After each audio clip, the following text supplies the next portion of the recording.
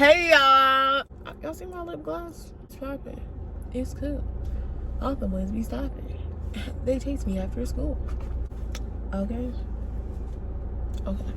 Today we are back because Raw Roundtable is back. We're back with a new segment. The first segment at that. Raw Roundtable. We're going to another level. This segment is called The Perception of You. I am extremely excited for the lineup. The roster is like, ooh. Some I know, some I don't know, and even the ones I think I know, it's like still finding out more about them, and they're teaching me even things about me. But what better way to start it than letting y'all know the foundation of this segment, how it came about, what you can expect, and hearing answers from your very own, the host of Raw Roundtable. I want to lay the foundation. I got my journal here because I left my iPad at home.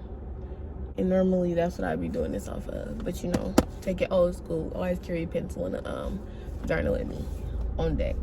The foundation of this came about, I've always just been interested in dissecting oneself, because I feel like you can never dissect yourself enough.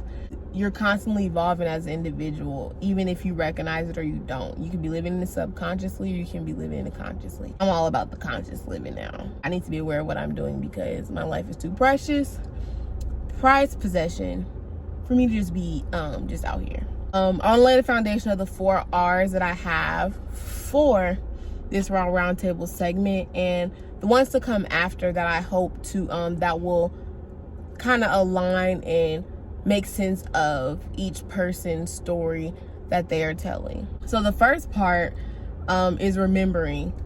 That is what is now, what is current, and even what has happened. To sit in a moment and remember. What was it like growing up? Just things like that. And the second part is reflecting and reopening. I kind of put those together just because this is a time to dissect what you're remembering, to kind of like dig deeper, like as to why. Answering the why. That's a good way to put it. Answering the why. So the third part is reconstructing. This is the people pulling up at I'm at Target. Posted up in the parking lot. But this part is you having the chance to allow people to reconfigure what they think about you in their head, changing the way people see you and view you and even perceive you, correcting it, if I should say, because you know it's easy to have misconceptions about people because we assume a lot as human beings. So this is that moment. And then the 4th R is reminding. This is a chance for you to not forget, and also help others not forget what you are, what you're living in, and maybe things they just can't quite see the fullness of. If you know what I mean. If you don't, I'm about to dive right in. You're just gonna kind of see it come to life, hopefully. To begin, first question: what is something that has been you for as long as you can think back to? When I think of something that has been me for as long as I can think back to, I honestly think of little girl, laughs a lot, smiles all the time, 24/7, which is kind of still valid today. Someone who is kind, friendly, never had a problem going to converse with, never having a problem going to converse with others, just always open and like just friendly with others. That's just been me for as long as I can remember.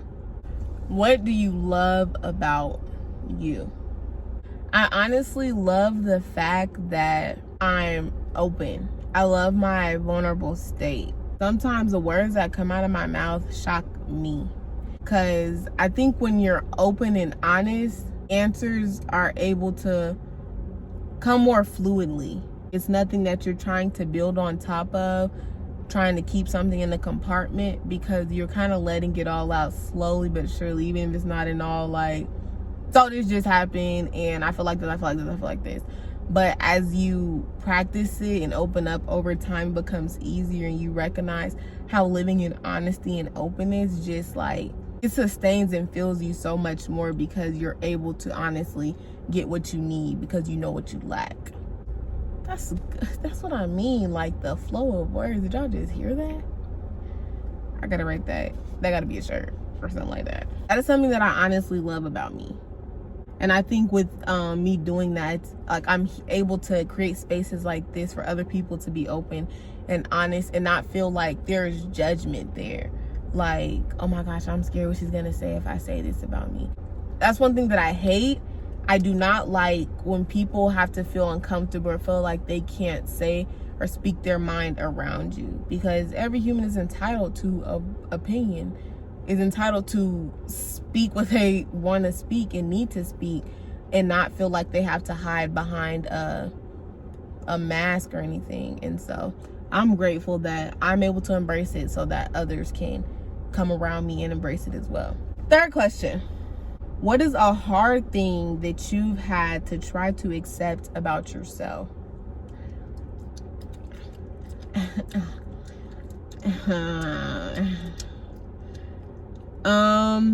I think a hard thing to accept about myself is I honestly do have a fear problem. Like, it may not seem like it, because at times I do just like, it seems like I'm going for the ball. I'm very impulsive, but I have a fear thing about me.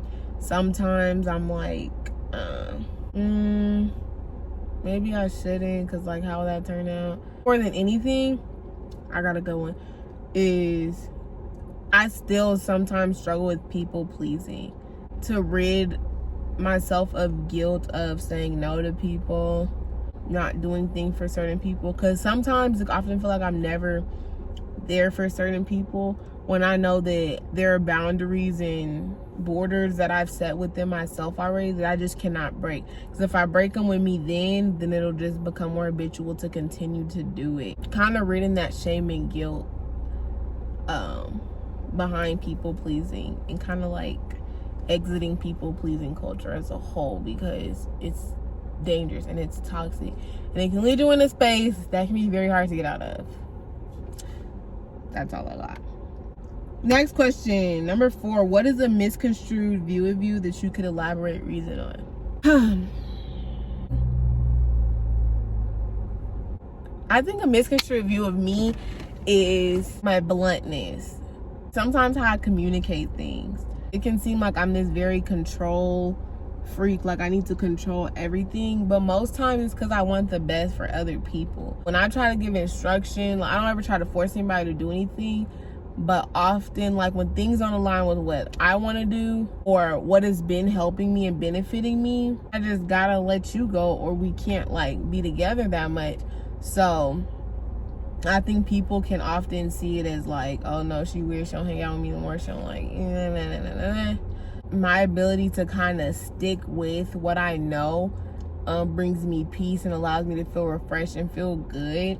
People kind of take that as a selfish viewpoint, but most of my life I've been very, like, in my opinion, selfless. But like I just said relating to the last point, it's people pleasing too. Like, you know, if I do this, they're just gonna be happy, and I want to see them happy.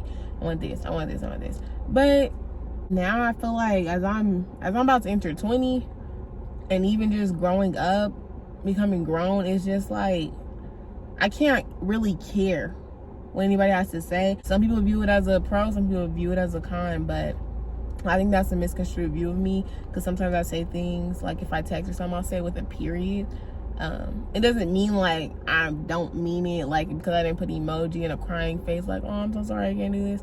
Like, no, I already have something to do. I try to stick with me, like what resides and makes me feel good, because I haven't done that most of my life. So I need to do that in my 20-somethings, okay? I need to do that. Next question, the last actual question. The next one's a statement. If I had to introduce myself to an audience, what would the bio entail? Okay, let me get into character. I would like to introduce you guys to Kiana Joy Webb, somebody who does not always recognize what she has within. She has a smile that lights up the room, a smile that is very contagious. Her energy brings relief in chaos, in fearful situations. She may not know that she always has the words to say, but in a way, and somehow she does. She's very compassionate. She feels for others. She wants others to always know that they are loved. She struggles with it at times. Sometimes she can get caught up in what she's doing for her. But nothing brings more joy to her than seeing other people genuinely happy and growing. Oh, and she loved God. Like, really, really loved God. That's that. And then the last part. To the one. Learning to embrace them. This is a finish the sentence. To the one learning to embrace them. Keep believing that there's more. What I mean by that, never feel like you've reached a level of completion within yourself or knowing yourself. There's always more to you. Don't ever make anybody feel like you're a certain way. You will be like, oh, we know you don't do that. We know you don't do that. You never know. Things can change at any point, at any time, and always be ready and receptive to those things. It may show you a new side of you that you never really accepted or never really cared to adapt to, when it really what you should have been living in all along to bring you the happiness and joy that you've always longed for and desired. That would be my sentence. That would be it. And those are the questions that capture the moment of this segment that God has given me. I'm so grateful for this moment and this space and for everything that's going to transpire within the videos posted over the course of these next few weeks. I want to thank you guys for tuning in to the first episode. I'm not going to say a few, but I don't want to say a ton. There is a ton based on different segments, but in this segment, you can expect videos till like end of September. I'm excited to share with you guys. I'm excited to hear them and even retain things that I feel will bless me and most of all bless you guys. I love y'all from the bottom of my heart. I really, really do. And if you have any questions, feel free to reach out to the Raw Roundtable email. You can DM me on Instagram, on my Snapchat. I don't really know how to work Twitter DMs. I'm not on Twitter that much, but still, I'm always, if you text me, I'll probably see it. 9 times out of 10, I'll figure it out. Thank y'all for tuning in, and I will see y'all next week for episode 2 of The Perception of You.